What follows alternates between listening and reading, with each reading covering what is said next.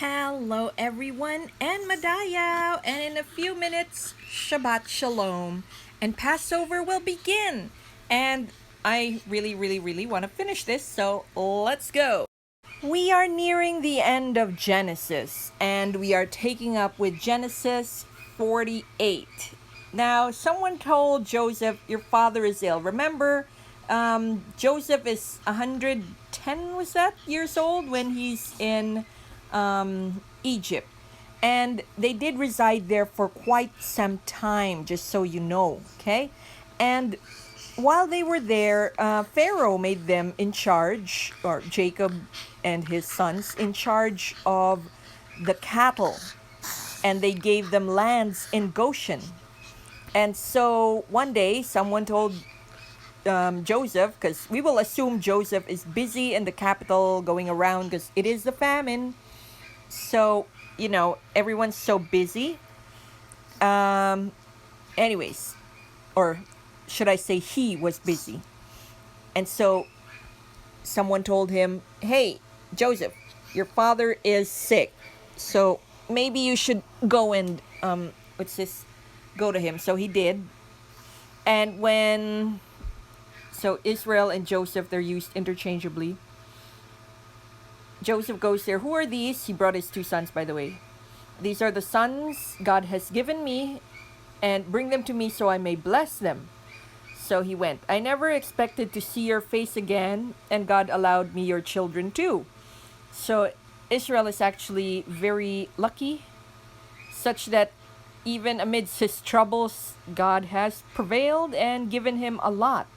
A lot. And even if there was a famine, he was saved because of Joseph. He has 12 kids. No, the other patriarchs could not boast as much kids as he did. Granted, this guy has a lot of wives, two wives and two concubines. So he's got 12 kids in total.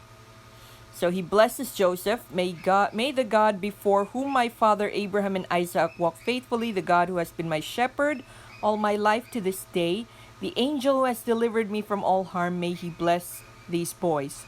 May they be called by my name and the name of my father Abraham and Isaac, and they may increase greatly on the earth. And Joseph saw his father placing his right hand on Ephraim's head and his left hand on Manasseh's head. Get it? He crossed his hands.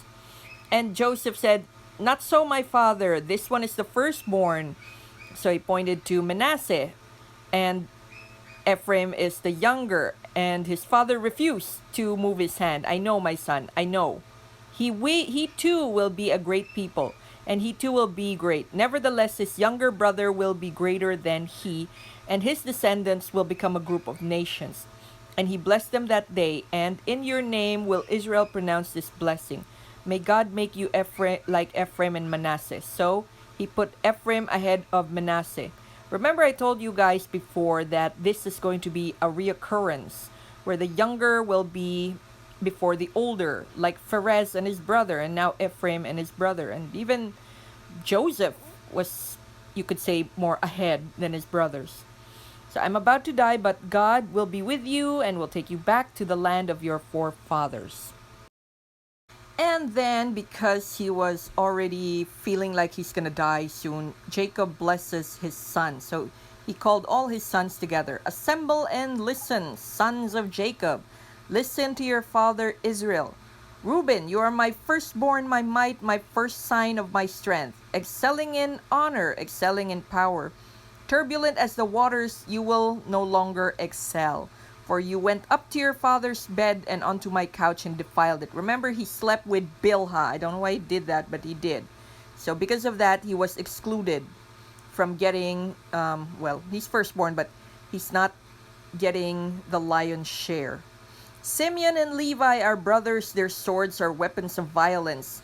Let me not enter their council, let me not join their assembly, for they have killed men in their anger, and hamstrung oxen as they pleased. Cursed be their anger so fierce, and their fury so cruel.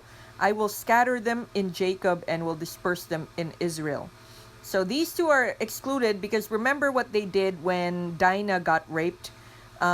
They were a little too harsh with their punishment with the rapist guy. What's his name? The king. and his son. So they got excluded.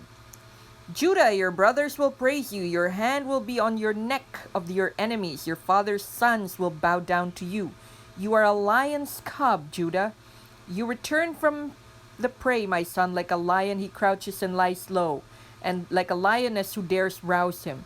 The scepter will not depart from Judah, because, Jesus will come from the line of Judah.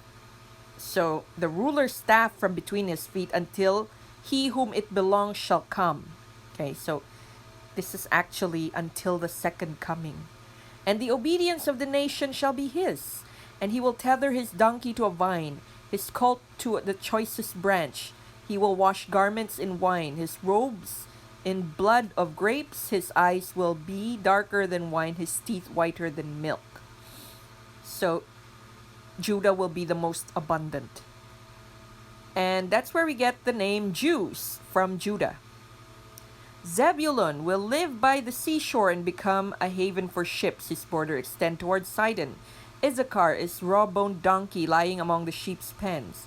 He sees how good his resting place and how pleasant his land. He will bend his shoulder to the burden and submit to forced labor.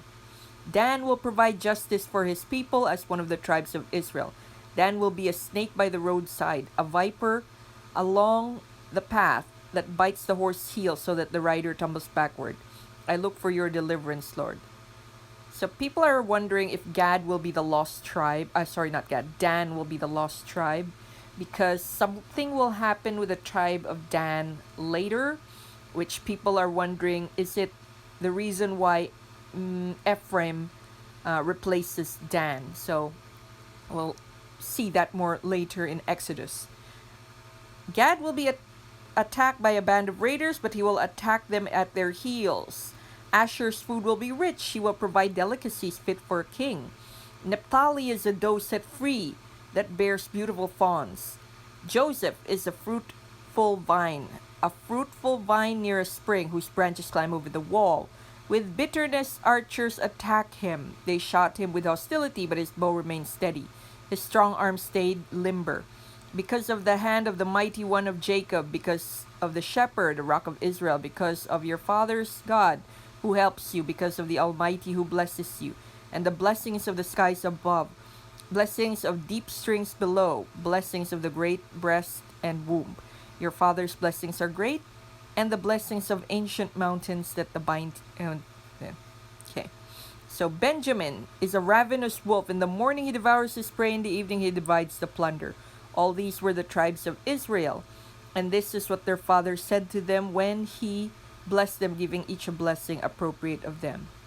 And they gave him this instruction: I am about to gather my people, bury me in my father's cave in the field of Ephron the Hittite, the cave in the field of Machpelah near Mamre in Canaan, which Abraham bought in the field of Ephron the Hittite.